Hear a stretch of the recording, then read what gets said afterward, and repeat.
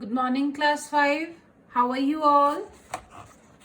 This is your EVS period. Take out your EVS books. Page number 39. Today we will start reading a new chapter, children.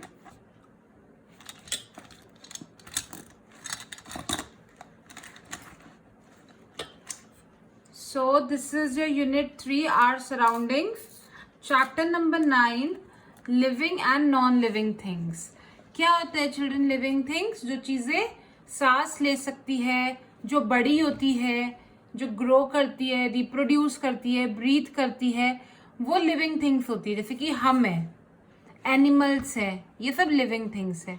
और non living things जो कुछ महसूस नहीं कर सकती, जो जिंदगी भर सेम रहते हैं, जिन्हें कोई पेन नहीं होता, जो बड़े नहीं होते, जो सांस नहीं लेते. जैसे ये पेंसिल है, ये स्केल है, ये ऐसे ही रहेंगे हमेशा. ये टेबल है, आप इसे कितना मार लो ऐसे कुछ नहीं होगा, है ना. तो ये चीजें जो बिल्कुल फील नहीं कर सकते, ब्रीथ नहीं कर सकते, बड़े नहीं हो सकते, जो ब्रीथ नहीं करते, ग्रो नहीं करते, ये सब क्या होते हैं? Non living things. ठीक है. So we will start reading. First of all I will explain, then we will read and you will repeat after me. Environment. There are many things in our surroundings. हमारे आसपास बहुत सारी चीजें हैं. जैसे कि they include plants, animals, human beings, stones, rivers, lakes, ponds, soil etcetera. हमारे आसपास कितनी चीजें हैं? हमारे आसपास प्लांट है, एनिमल्स है, ह्यूमन बींग्स है, पत्थर है, लेक्स है, नदियां हैं, पॉन्ड्स है, मिट्टी है, ये सब हमारे आसपास है. Some of these things are living. इनमें से कुछ चीजें लिविंग है and others are non living, और कुछ नॉन लिविंग है. Plants, animals and human beings. जैसे कि प्लांट है हमारे आसपास, एनिमल्स है, ह्यूमन बींग्स है, ये लिविंग थिंग्स होते हैं क्योंकि ये ग्रो करते हैं, ये ब्रीथ करते हैं. All living and non living things interact with one another to make up environment. ये सारी चीजें जो भी है, चाहे लिविंग है या नॉन लिविंग है, सब एक साथ रहती है एनवायरमेंट्स में. उसी से एनवायरमेंट बनता है. We are also part of the environment. हम भी एनवायरमेंट का एक पार्ट है. So the environment is the natural state of air, water, land, animals and plants in the world. तो basically environment क्या है? जब ये सारी चीजें एक साथ रहती है, जैसे कि हवा, पानी, लैंड, एनिमल्स, प्लांट्स, ये सारी चीजें जब एक साथ रहती है, ये क्या बनता है? Environment. Alright. Now we will learn about biotic and abiotic components. Plants, animals and human beings. Plant, animal यानी जानवर, और ह्यूमन बींग्स यानी कि हम क्या है? Living things. तो जितनी भी लिविंग थिंग्स होती है उसे हम बोलते हैं बायोटिक कंपोनेंट्स. एनवायरमेंट के biotic components. Non living things जैसे कि हवा, पानी, मिट्टी, लाइट, ये सब क्या है? ये नॉन लिविंग है. इसलिए इसे हम क्या बोलते हैं? Abiotic components. It means living things are biotic components of environment and non living things are abiotic components of environment. Living things show the following characteristics. Living things में क्या क्या होता है? क्या अलग है लिविंग थिंग्स में? They can move. आप एक जगह से दूसरी जगह जा सकते हो. They can grow. पहले आप छोटे होते हो, फिर आप बड़े होते हो. They can reproduce. वो अपने जैसे और स्पीशीज को पैदा कर सकते हैं. जैसे आपकी मम्मा ने आपको बॉर्न किया है, बर्थ दिया है. आपकी ग्रैंड मदर ने आपके पापा को बर्थ दिया था, है ना. ऐसे ही हम रिप्रोड्यूस कर सकते हैं. जैसे डॉग्स भी बेबीज को जन्म देते हैं, कैट्स भी बेबीज को जन्म देते हैं. सेंसिटिविटी मतलब हम अपने आसपास की चीजों को फील कर सकते हैं. ठंडा होता है तो हमें स्वेटर पहनना पड़ता है, गर्मी होता है तो हम कॉटन के क्लोथ्स पहनते हैं, कुछ लग जाता है तो हमें दर्द होता है ना. ये सेंसिटिविटी होती है. और न्यूट्रिशन, हमें जिंदा रहने के लिए खाना खाना पड़ता है. हम खाना खाए बिना सर्वाइव नहीं कर सकते ना, तो ये होता है न्यूट्रिशन. ये सारी चीजें नॉन लिविंग थिंग्स में नहीं होती.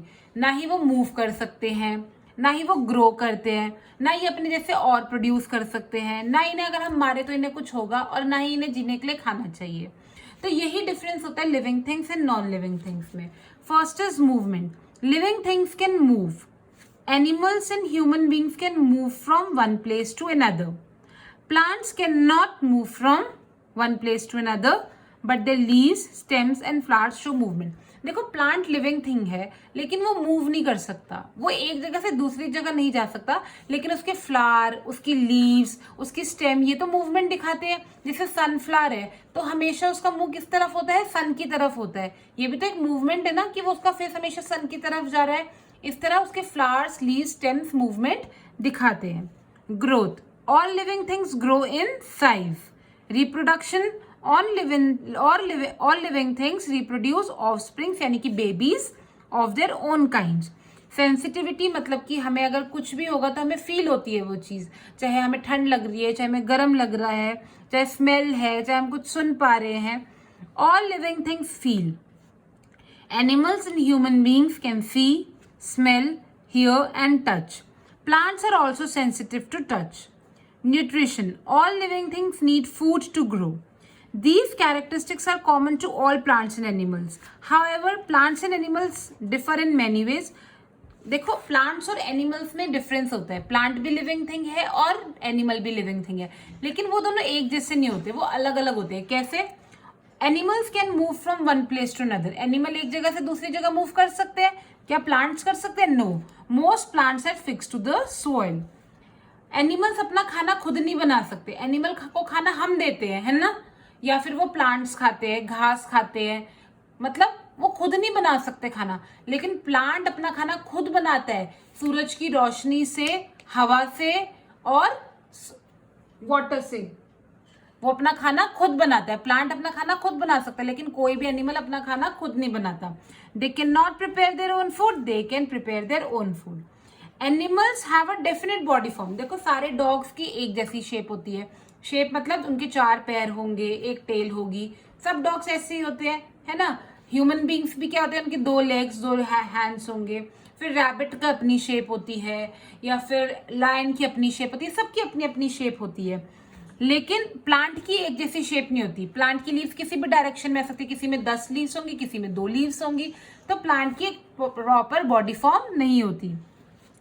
देन एनिमल्स, ये एक सर्टेन एज तक बड़े होते हैं, ऐसा नहीं कि जब तक जिंदा है तब तक बड़े ही होते रहते हैं। क्या डॉगी जिंदगी भर बड़ा ही होता रहता है? नहीं ना, एक सर्टेन पॉइंट के बाद उनकी ग्रोथ रुक जाती है। लेकिन प्लांट जब तक जिंदा है तब तक ग्रो करेंगे, अगर आप उसे काट दोगे तो वो फिर ग्रो करेगा, आप थोड़ा और काट दोगे वो फिर ग्रो करेगा, जब तक वो जिंदा है वो तब तक ग्रो करता रहेगा।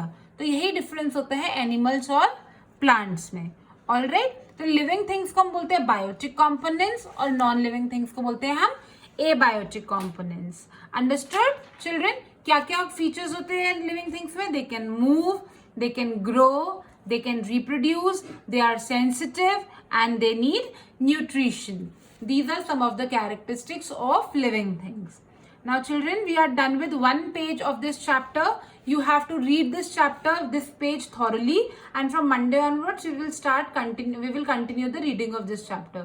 All right, so read this chapter and now you will read it after me. First you read after me and then you read it in your homework aloud. Environment.